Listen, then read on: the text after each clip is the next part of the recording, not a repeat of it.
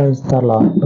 మన రక్షకుడు పరిశుద్ధుడు యేసుక్రీస్తు వారి శక్తి కలిగిన నామమున ఈ రోజున దేవుని వాక్య ధ్యానమునకు ప్రతి ఒక్కరికి మన రక్షకుని పేరట ప్రైజ్ ద లార్డ్. మన శక్తి కొలది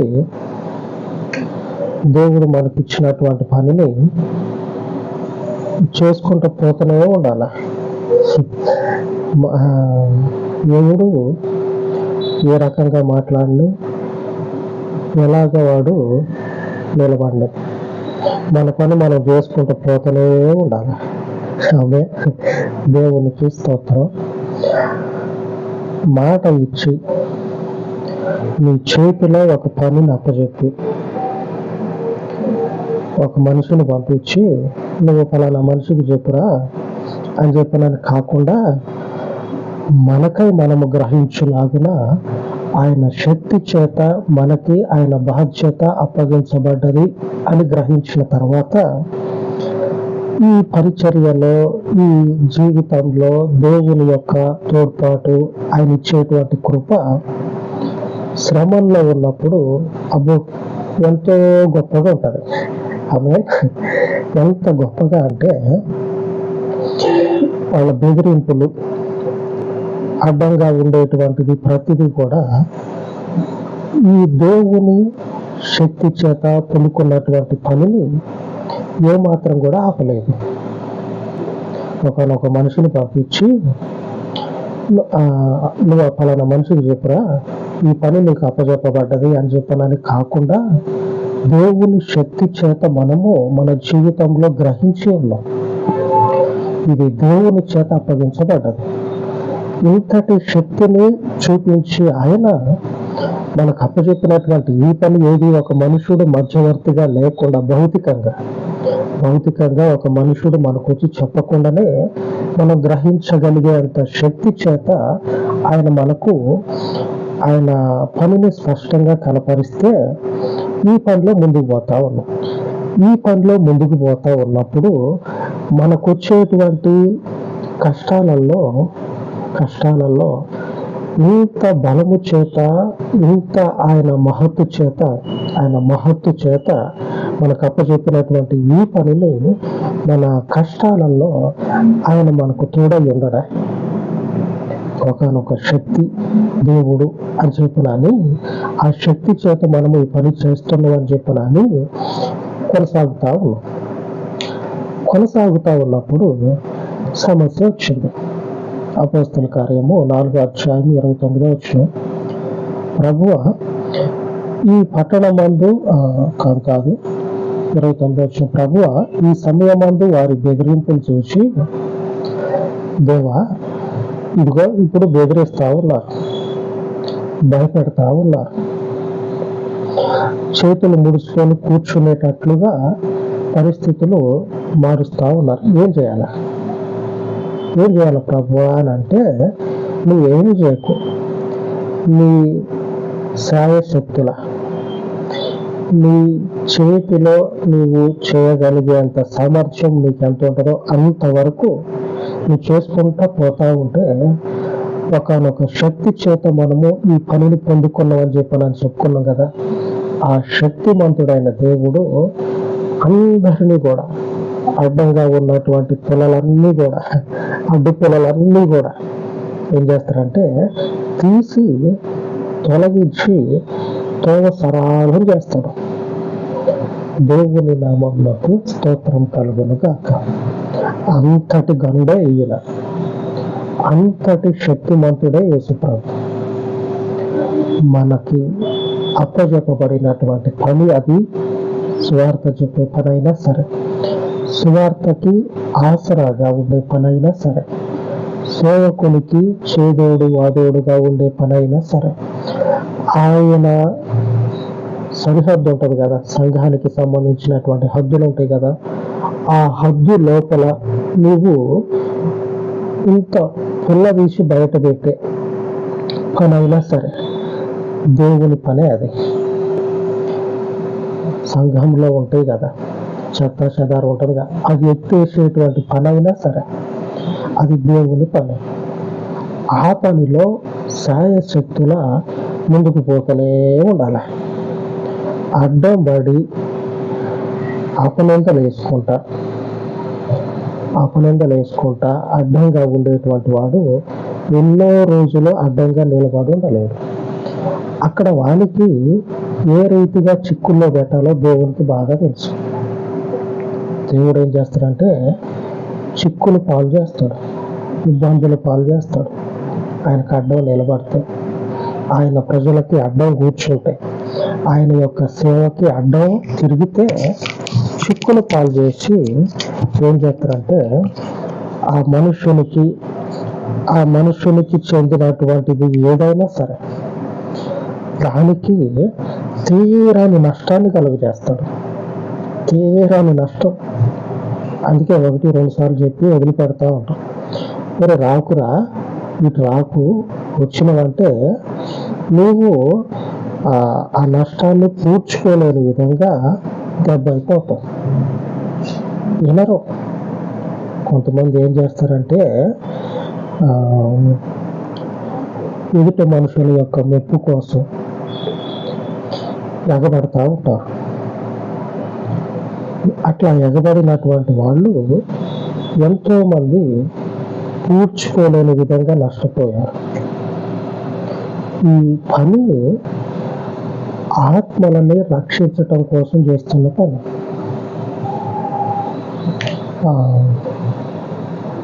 ఆస్తులు పోగేసుకొని ఒక్కళ్ళే తాగి ఊగటానికి కాదు. అసలు ఆ ఆలోచన క్రైస్తవ్యంలో కూడదు, లేదు కూడా.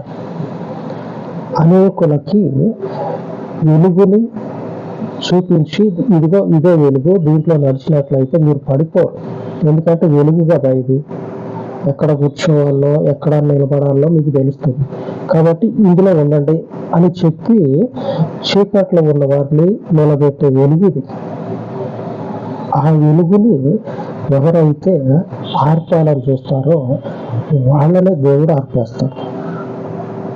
శిష్యులు దేవునికి మొరపెడతా ఉన్నారు. చూడండి లేఖనం, అపోస్తల కార్యము 4:30. రోగులను స్వస్థపరచుటకును నీ పరిశుద్ధ సేవకుడైన యేసు నామము ద్వారా సూచక క్రియలను మహత్కార్యములను చేయుటకును నీ చెయ్యి చాచి ఉండగా నీ దాసులు బహుధైర్యముగా నీ వాక్యము బోధించినట్లు అనుగ్రహించును. ఆయన ఏం చేస్తా ఉన్నాడు? ఆయన చేతిని చాపిండంట. ఎందుకు చాపిండంటే గొప్ప కార్యాలను జరిగించటానికి. దేవుడు గొప్ప కార్యాలను జరిగించటానికి చెయ్యి చాపితే ఏం జాబ్తో చెయ్యి నొప్పి పెడుతుందేమో, కొంచెం వెనక్కి కొంచెం అట్లా పెట్టుకోని చెప్పినది. అడ్డం నిలబడితే చాచి కొట్టిండు అనుకోండి, ఇట్లా పెట్టుకుంటే ఆ దెబ్బకి ఇట్లా పెట్టుకుంటే ఇక ఎన్నడూ చేయలేడు.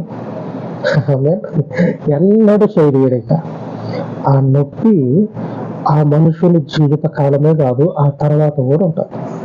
నిజమే చెప్తున్నా నేను, ఆ తర్వాత కూడా ఉంటుంది.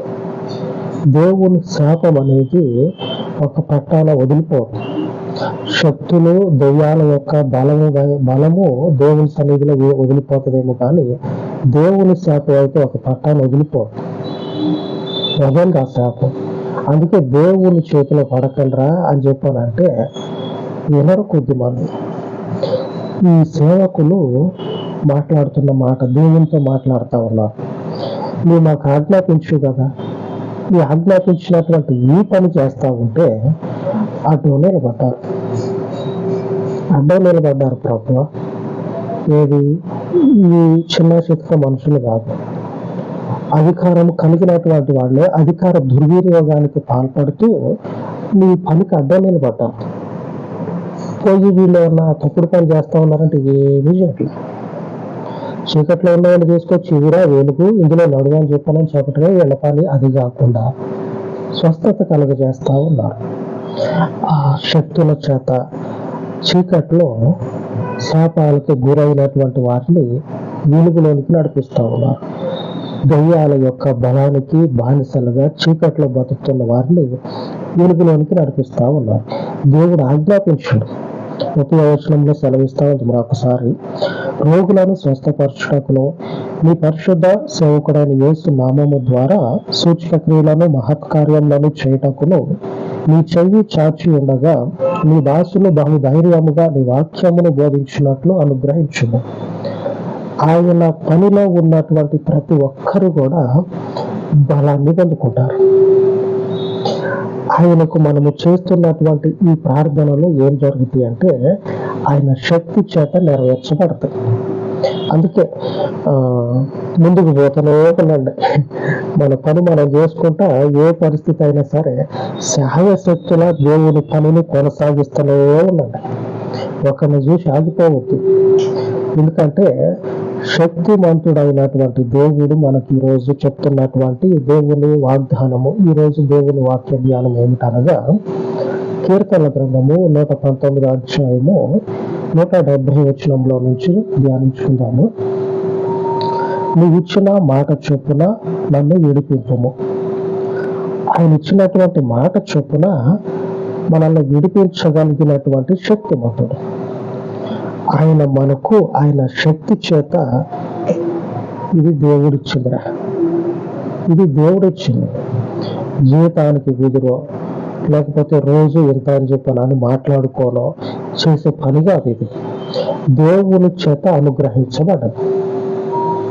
లోకంలో మీరు చూసినట్లయితే ఎంతో మందికి ప్రభుత్వాలు సహాయం చేస్తే కానీ దేవుని వాక్యం బోధించేటువంటి వాళ్ళకి ఏ రకంగా కూడా సహాయం అనేది దొరకదు. మీరు కావాలంటే చూడండి, ఏ రకంగా కూడా ఏ విధంగా కూడా దేవుని సేవ చేసేటువంటి ఒక సేవకునికి ప్రభుత్వం సహాయం చేయనే చేయదు. కానీ అదే ప్రభుత్వాలు అనేకులకి సహాయం చేస్తాయి. మనకెవరో సహాయం చేస్తారు, మనకేదో జరుగుతుందని చెప్పనని ఆలోచన చేయకుండా, అటువైపు మన ఆలోచన పోకుండా దేవుని శక్తి చేత ఈ పని చేస్తా ఉన్నాం. ఆయన మాట చెప్తా ఉన్నాడు, నువ్వు ఇచ్చినటువంటి మాట చొప్పున మమ్మల్ని విడిపించు. నువ్వు చెప్తేనే కదా యేసు నామమున సూచక క్రియలు మహత్కార్యాలు చేయటానికి మేము మాది అనేదంతా కూడా మాది కాదు అనే స్థితిలోకి వచ్చాము. దేవుని సేవ చేసే వాళ్ళందరూ కూడా అది నాదే, ఇది నాది కాదులే అని దేవుని సేవ చేస్తా ఉన్నాం. అని సేవ చేసేటోడు ప్రతిఫలం మనం ఏమైనా చూసుకొని వచ్చినామా? మనకి అంతా ఒక ట్రక్ అంతా ఐశ్వర్యం దొరుకుతుందానో లేకపోతే ఒక లారీ అంత సంపద దొరుకుతుందానో చూసుకొని వచ్చినావా? లేదుగా. అది ఏదన్నా ఆలోచన చేస్తే, అటువంటి ఆలోచన ఏదన్నా ఉంటే ఆ లారీలో ఆ ట్రక్కులో మోయలేనంత శ్రమలో కష్టాలే కనపడుతుంది, సంపద అయితే కనపడుతుంది. ఆయన మనకి మాట ఇచ్చాడు, విడిపిస్తా అని. ఏమైనా విడిపిస్తా అనంటే ఈ పని మీరు కొనసాగించండి, ఇది నా పని, ఈ పనిని మీరు కొనసాగించండి, నేను మీకు తోడుగా ఉంటా. ఆమె మనకు ఆయన అండగా ఉంటాడు. ఎందుకంటే మనము చేస్తున్నటువంటి ఈ స్వార్థ పని, ఈ మార్గమందుండి మనం నడుచుకునేటువంటి ఈ జీవితము ఆయనది. ఆయన మనల్ని విడిపిస్తాడు. ఎవడు ఉన్నా సరే అడ్డం విడిపిస్తాడు. ఆ విడిపించే దేవునికి ప్రార్థించుకుందాం. మహోన్నతుడైన తండ్రి, ఈ ఉదయకాలం మందు మీ పాద సన్నిధి యొద్ద ప్రార్థిస్తూ ఉండగా వాగ్దానము చేసినటువంటి నీవు దానిని నెరవేర్చుటకు సమర్థుడవు, శక్తి కలిగినటువంటి పరలోకపు రక్షకుడవు. నీ పరిశుద్ధ శక్తి చేత తండ్రి నీ వాక్యమును పొందుకొని నీ వాక్యమును ప్రకటిస్తూ ఉండగా, స్వస్థత కలుగుచూ ఉండగా, యేసు నామమును బట్టి గొప్ప కార్యములను జరిగించుచూ ఉండగా, నీ దక్షిణ హస్తమును తండ్రి నీ పరిచర్యలో నిమగ్నమయ్యున్నటువంటి నీ బిడ్డలందరికీ తోడుగా ఉంచి, నీ దక్షిణ హస్తపు బలము చేత అడ్డముగా ఆటంకముగా ఉన్న ప్రతి ఒక్క లోకపు అధికారమును, బలమును, శక్తుల యొక్క ప్రతి ప్రభావమును కూడా ఈ పరలోకపు ఆత్మలో లయపరచి నీకు ఘనతను కలుగ చేసుకోనమని శక్తి సంపన్నుడు అయిన తండ్రి మీ పాదముల చెంత ఈ మనవులను ప్రతిష్ఠించి యేసు నామమున ప్రార్థించి వేడుకొనుచున్నాను తండ్రి. ఆమేన్, ఆమేన్. ఉన్నతమైన దేవుని కృప నిత్యము మనకు తోడయ్యుండును గాక. ఆమేన్, ఆమేన్.